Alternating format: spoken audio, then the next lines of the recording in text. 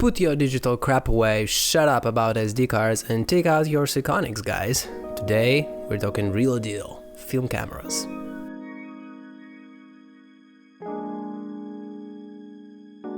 With all respect to analog shooters, film is not really my favorite medium. It is just a matter of usability for my style. I often go for this clean minimalistic look, or at least try to, with architecture and landscape being my main subject. So film really misses most of the checks I need to do what I like. But I do appreciate this incredible feeling of shooting analog, specifically the amount of money spent on film, lab processing and print behind each shot. Better not spoil any. Seriously though, the whole idea of capturing a moment on a physical negative definitely gives a sense of greater value and meaning. That's why a while ago I promised myself to start a family album with film pictures only. And unlike that promise to start going to gym, surprisingly, this one came true. I hate calling it documenting my life like everyone else, cause it sounds like I'm collecting this for a museum or something. And for those who call it this way, chill folks.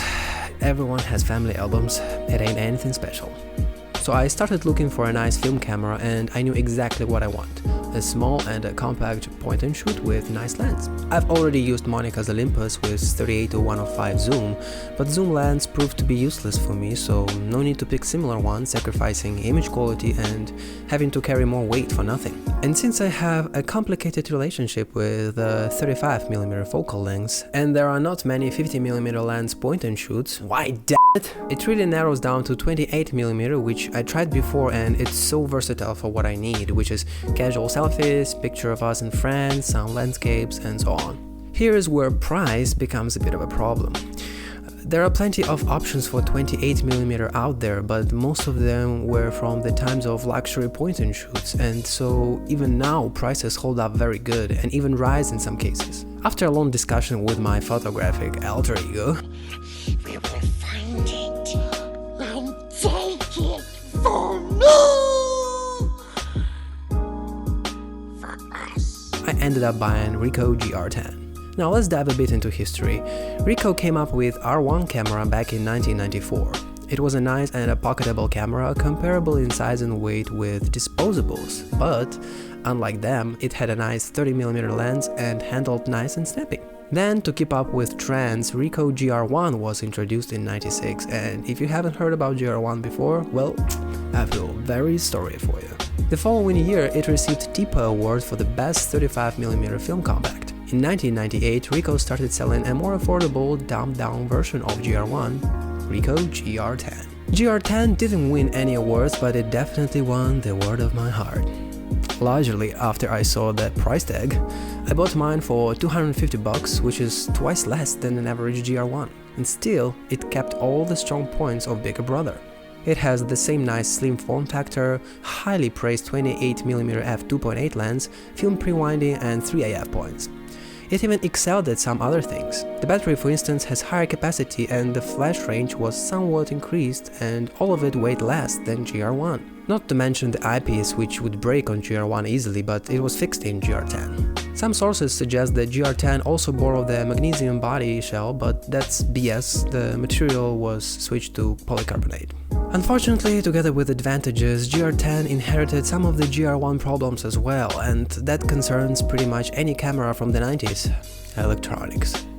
Particularly, the LCD would leak and the wiring would give up on viewfinders sooner or later. I took a risk of buying my GR10 from a private seller, but in turn it was worth it because he replaced the LCD already and besides that sent an extra viewfinder piece in case it breaks. Nice. Let's talk about the camera itself. Firstly, and most importantly, it is so light. About 6 ounces or 170 grams in total. Sometimes it's even too light.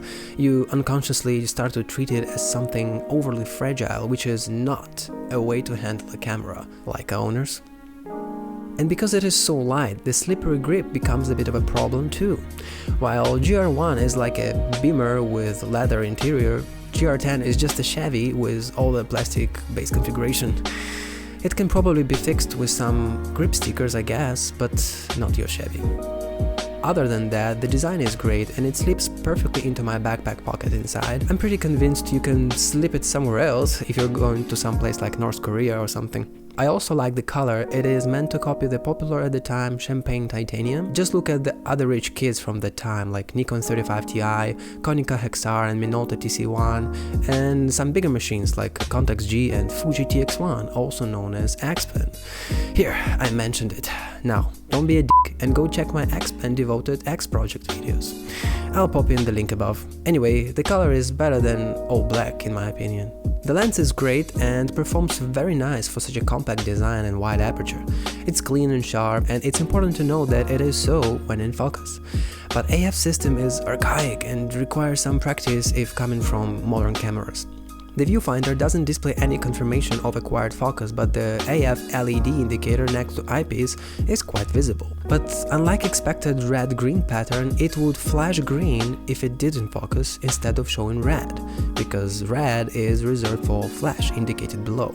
Talking about viewfinder, the eyepiece became magenta tinted and it seems like it is a common problem for GR10. The last mechanical thing I want to mention is the shutter button, and I don't know whether I got spoiled by some more modern cameras or it's just my camera's problem, but it's not as responsive and feels too plasticky to press. If there is no sound of film winder after the shot has been taken, I would have no idea did it initiate the shutter or no.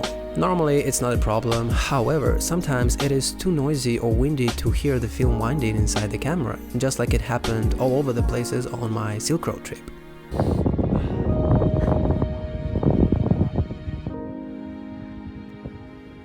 So you gotta be more attentive and just make another shot, just in case. As for the film, it's so easy to insert it every time it is joy. That's what she said.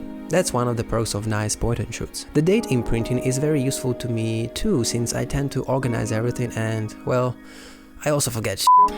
Plus, unlike back in the days, it is very easy to get rid of the date if needed. It's worth mentioning pre-winding system on GR10. So normally after you put a fresh roll into a film camera, it will pull out the negative out of the canister shot after shot, and after you finish, the negative would rewind back into canister. Now in GR10 it would pull the negative out first, and then shot after shot it will go back into canister. It's quite smart for two reasons. First, the shots you've already made won't be lost in case you accidentally expose the film inside, open the back door for instance, or simply because you have stomach hands like me.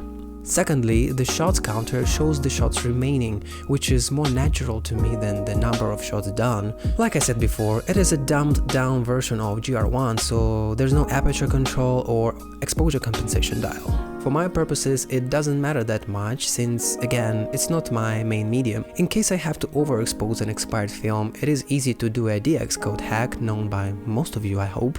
But if not, well, it's when you stick a custom DX code on your roll of film, so camera will read an ISO other than the box speed. But after all, it is point and shoot and it does exactly that. Cool fact, Isuichi Miyako has one too. If you're interested, you can look her up and learn more about her photography and legacy. And just like GR10 deserved to hold a place on her shelf, I also cannot be possibly more happy about it. Well, except maybe if I have one specific point and shoot with 50mm lens. But until then, I think I'm good for now. I'm sure if you're up to grabbing one of those, you won't be disappointed too.